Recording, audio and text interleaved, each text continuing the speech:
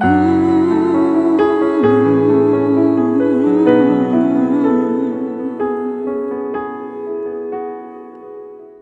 tout le monde, nous sommes encore heureux de vous accueillir sur notre chaîne YouTube. J'espère que vous passez des bons moments depuis le temps, mais aujourd'hui ça va être encore une journée particulière. Nous avons pris soin de consulter Dieu et nous sommes conscients que quand Dieu est à l'œuvre quelque part, il se passe des choses extraordinaires. Et nous ne voulons pas que ces moments soient des moments faits par routine ou par habitude, mais vraiment que le ciel soit présent. Et pour que le ciel soit présent, il faut tout remettre dans les mains de Dieu. La Bible dit que sans lui, sans Jésus, nous ne pouvons rien faire. Et Dieu nous a convaincus aujourd'hui avec le frère Aaron, qui va vous témoigner de ce qu'il a reçu de Dieu. On sait que aimer Dieu, c'est bien, mais obéir à Dieu, c'est mieux. Nous savons que quand nous commençons à entrer dans l'obéissance, la Bible nous fait comprendre que les exaucements sont relâchés et puis qu'il va se passer des choses qu'on n'aurait même pas imaginées.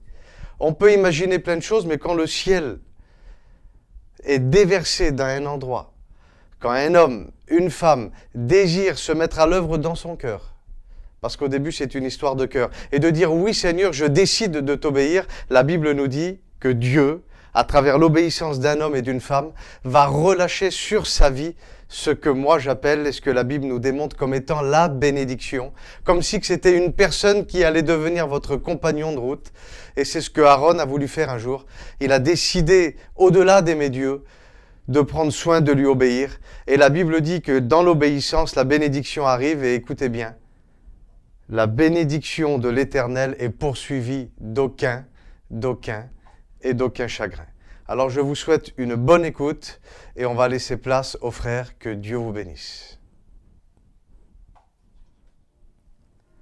Seigneur, dans cette journée, je te demande ta grâce. Je demande ta grâce sur nos vies, Riyadevla.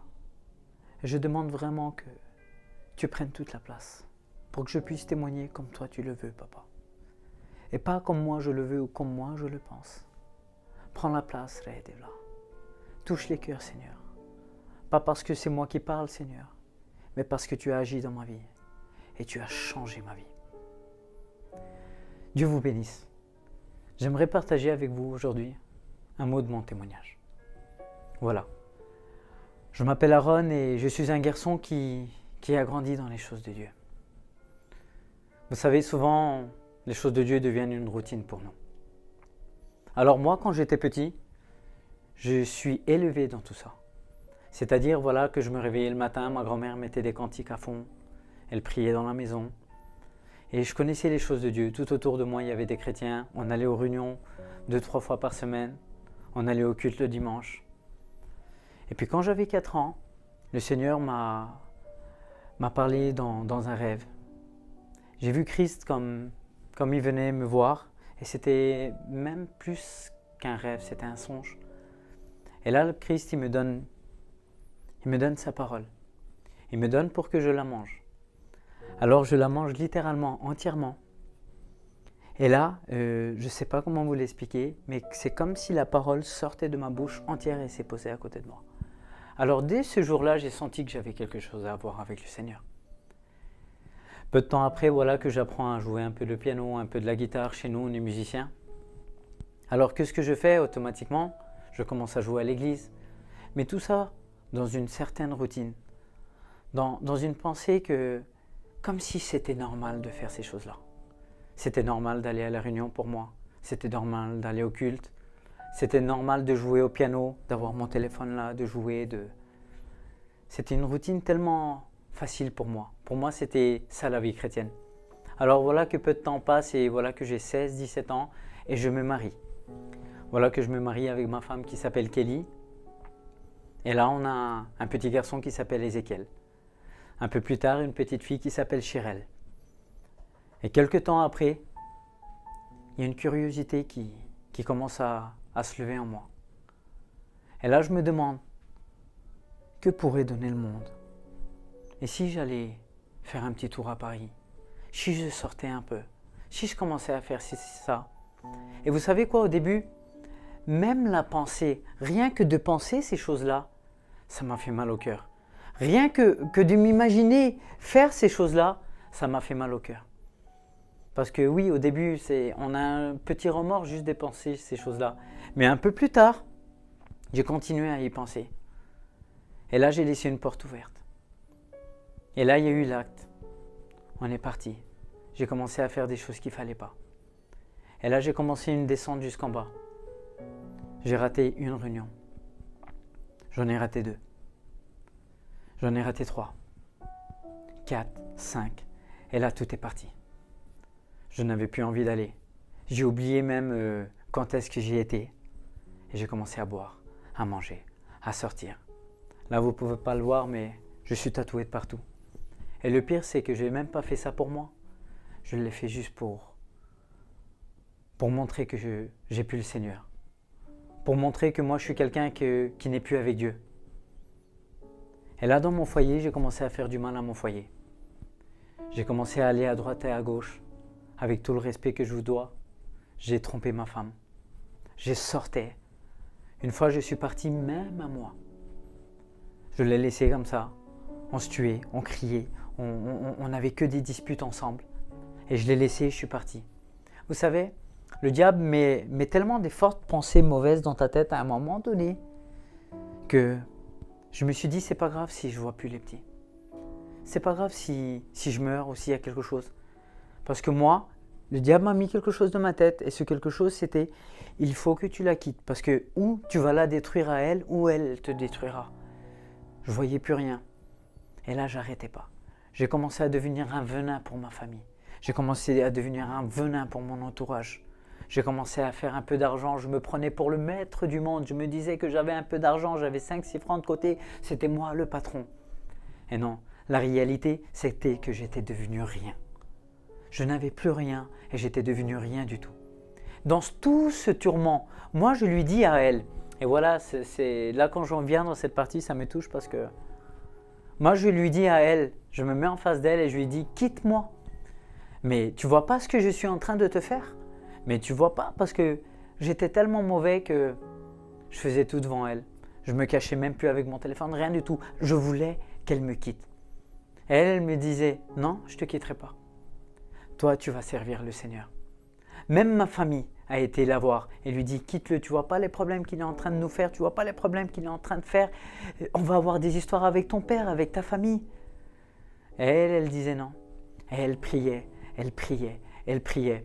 Un jour, on était à Barcelone et je me rappelle, il était 2h30, 3h du matin et on a commencé à se disputer. J'ai tout cassé dans la maison, j'ai fait du dégât partout.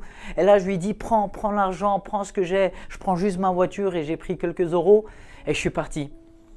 Et là, j'ai fait 1200 km en pleurant. Parce que cette vie, elle ne te rend pas heureux.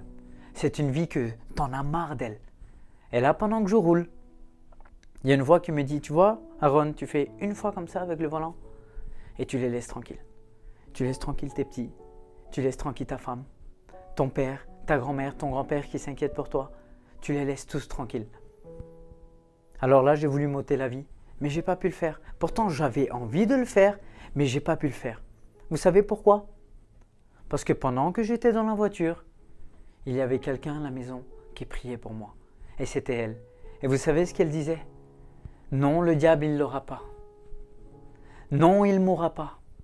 Elle proclamait le sang de Jésus-Christ. Elle proclamait le sang de l'agneau sur ma vie. Alors Satan ne pouvait pas me tuer parce qu'il y avait quelqu'un qui intercédait pour moi. J'aimerais te dire, toi qui écoutes, même si tu es tout seul à prier dans ta maison, même si tu es la seule ou le seul pour prier pour ton foyer, c'est pas grave. Dieu va t'exaucer. Dieu va t'écouter. Et puis pendant tout ce temps-là, vous savez même que j'étais devenu un venin pour mon entourage, j'avais même plus mes copains, j'avais même plus mes amis autour de moi, mes frères avec qui j'ai grandi, plus personne ne me voulait. Il y a toujours un pasteur qui compte sur toi. Il y a toujours ce pasteur-là qui vient et qui te dit, toi tu vas servir le Seigneur. Alors à ce moment-là, il y avait un pasteur qui priait beaucoup pour moi et un jour il m'appelle et il me dit, voilà, Aaron, j'ai quelque chose à te dire. Tu vas avoir un petit bébé et ça sera un petit garçon. Et ce petit garçon va s'appeler Daniel. À chaque fois que tu prononceras le nom de ce petit bébé, tu te rappelleras d'où le Seigneur où il t'a pris et où il t'a mis. Car Daniel veut dire l'Éternel est mon juge. Alors là, je suis touché mais gêné en même temps parce que je suis dans le monde et je parle avec un pasteur. Et là, je lui explique un peu ma situation et il me dit, c'est pas grave, rentre à la maison, mets-toi avec Kelly et prie. Prie avec elle, pose genou avec elle et remercie le Seigneur pour ce qu'il va te donner pour ce bébé-là. Alors tout content, je rentre à la maison et je vais la voir et je lui dis, voilà Kelly, il s'est passé ça, ça. J'ai parlé avec le pasteur, il m'a dit ça. Mais pour la partie de la prière, ben, je ne lui ai pas dit. J'ai gardé ça pour moi. Alors oui, il s'est passé quelque temps, on allait avoir un petit bébé. Et oui, c'était un garçon et il allait s'appeler Daniel. Alors moi, pendant ce temps-là, je lui ai dit tout ça, mais j'ai continué ma vie. J'ai continué à sortir, à faire mes bêtises, à aller et venir, à devenir ce venin pour ma famille. J'aimerais faire une petite parenthèse et vous dire quelque chose. J'y ai pensé là. Vous savez, pendant tout ce temps-là, à chaque fois qu'on se disputait, il y avait nos deux petits-enfants. Et nous, souvent, on ne voit pas ça. Mais on fait beaucoup de mal à nos enfants quand on se dispute, quand on a des problèmes comme ça. Et un jour, j'ai vu le regard de mon petit garçon. Et vous savez quoi, c'était pas un regard qui m'en voulait parce que je me disputais avec sa mère. Mais mon petit garçon de 6-7 ans avait de la peine pour moi. Je voyais dans ses yeux qu'il y avait de la peine. Et ça m'a touché parce que, vous savez, moi j'ai eu ce regard-là en regardant mon père faire les mêmes choses avec ma mère. Et en regardant mon père et ma mère se détruire, j'ai eu ce même regard-là. Et là, ça m'avait touché. Mais ça n'empêchait pas que je pouvais pas m'empêcher de faire cette vie-là. J'étais attaché à cette vie-là. Alors voilà que je reviens où on était au petit bébé, voilà que le temps passe. Et on est le 24 décembre. Je me réveille le matin. Je veux être le plus beau ce soir, je veux être prêt ce soir, je veux faire la fête, je vais manger, je vais boire. J'ai mon costume qui est préparé, j'ai tout qui est prêt. Mais elle me dit, on ne peut pas, je suis mal, il faut qu'on aille à l'hôpital. Alors qu'est-ce que je fais? On va à l'hôpital. Mais je suis tout déçu parce que moi je voulais boire, je voulais manger, je voulais faire la ringue, je voulais danser, je voulais faire la fête. Et là, on arrive là-bas et avec tout le respect que je vous dois, voilà qu'il commence à faire une échographie. Et là, le docteur nous dit que le petit bébé a un petit problème. C'est-à-dire que le bébé, il a un anasargue, il a de l'eau un peu partout sur le cerveau, sur les poumons. Et comme il a de l'eau, ça compresse ses poumons et son cœur a du mal à battre. Alors, ils ont dit qu'il faut faire naître le bébé absolument rapidement pour pouvoir lui mettre un petit drain et le faire naître et enlever l'eau. Alors le bébé naît et il meurt. Voilà, vous savez, quand un petit bébé de 9 mois qui doit naître, c'est pas facile. On a dû lui donner un prénom. Ce petit bébé est même sur notre livret de famille. Et puis il est parti. Alors là, il y a tout qui m'est tombé dessus. Je vais vous dire pourquoi. Parce que pour moi, c'était de ma faute. Je me suis dit, c'est moi qui ai fait ça.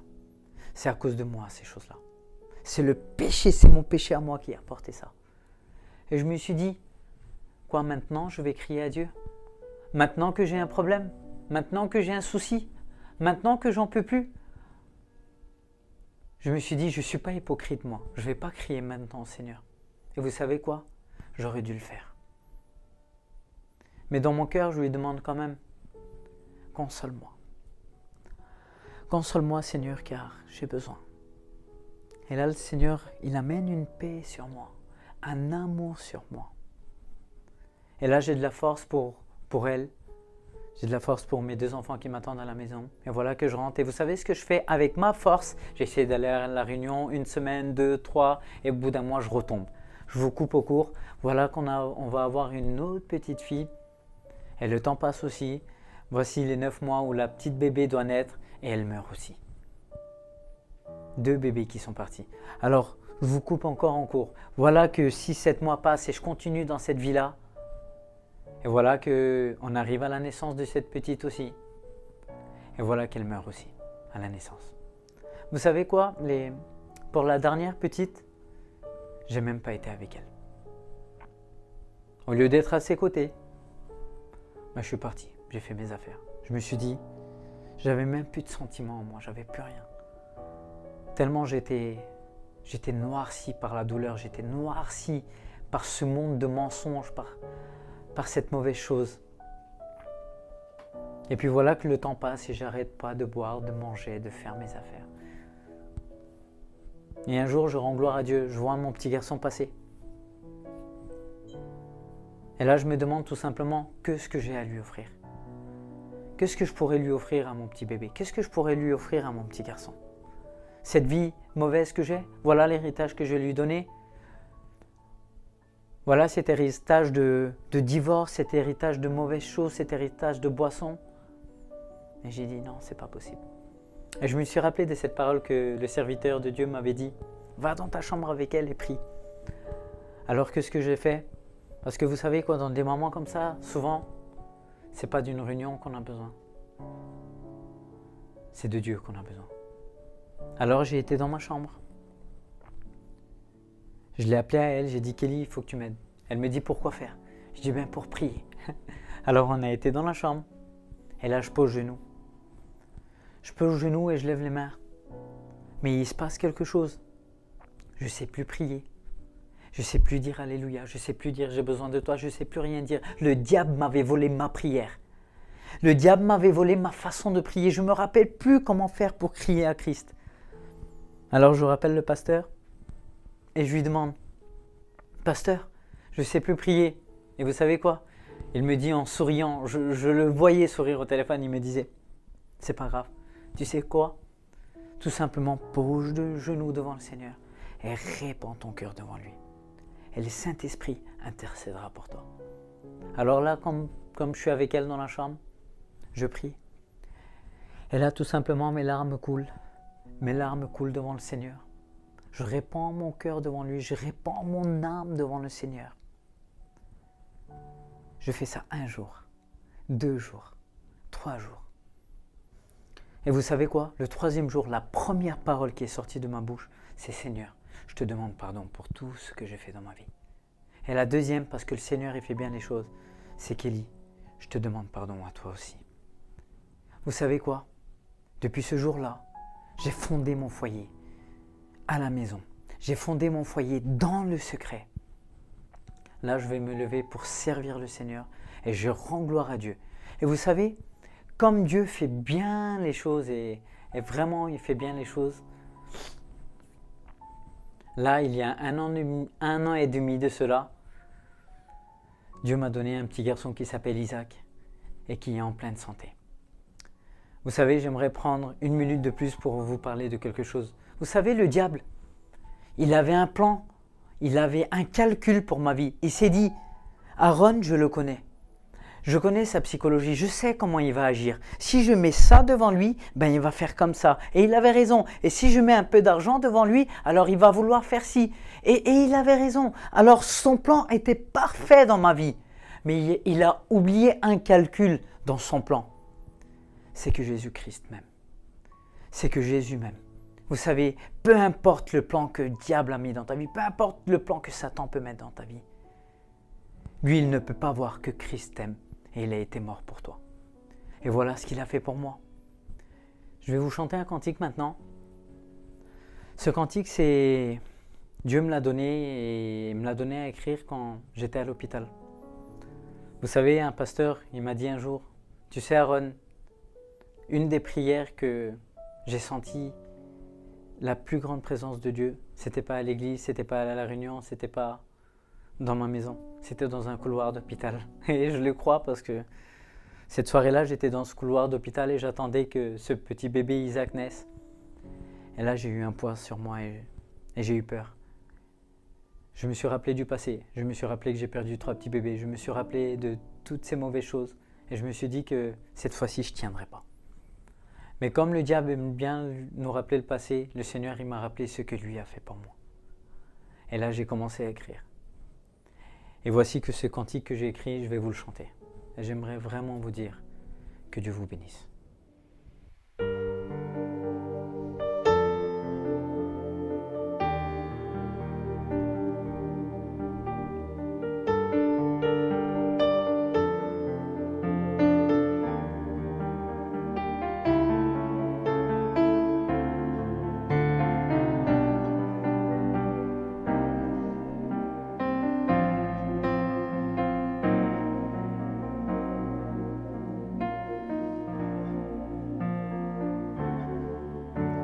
seul dans les ténèbres. J'ai été sans toi, Seigneur. Je n'avais pas de vie. J'étais comme mort. L'ennemi m'avait trompé. Mais toi, Christ, alléluia, tu as changé ma vie. Quand j'ai crié, j'ai besoin de toi, je me suis repenti. Tu m'as pardonné, Seigneur, et aujourd'hui, je t'appartiens. Tu m'as jamais laissé tomber. Tu m'as toujours aimé.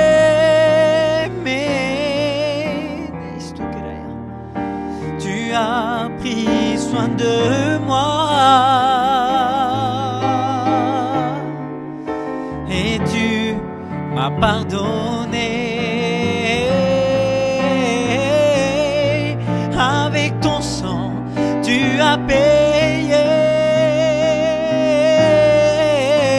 mon avenir. Tu as changé. Tu as pris la mort et m'as donné la vie.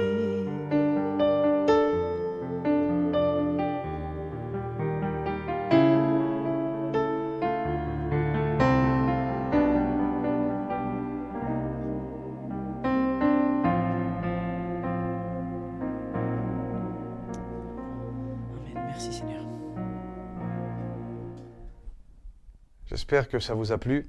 J'aimerais qu'on passe encore quelques minutes ensemble. Et puis, il a dit quelque chose dans ce qui nous a été donné à travers ce témoignage. Le frère Aaron a dit que le diable fera tout pour te rappeler ton passé, mais que Dieu avait un avenir. Et c'est important que toi, tu prennes conscience que Dieu a un avenir pour toi. Alors, j'aimerais que tu fermes tes yeux là où tu es. Là où tu es, tu fermes tes yeux. Et on va faire cette prière de foi très simple. Et de manière spontanée. Alors là où tu es, ferme tes yeux et on va prier ensemble.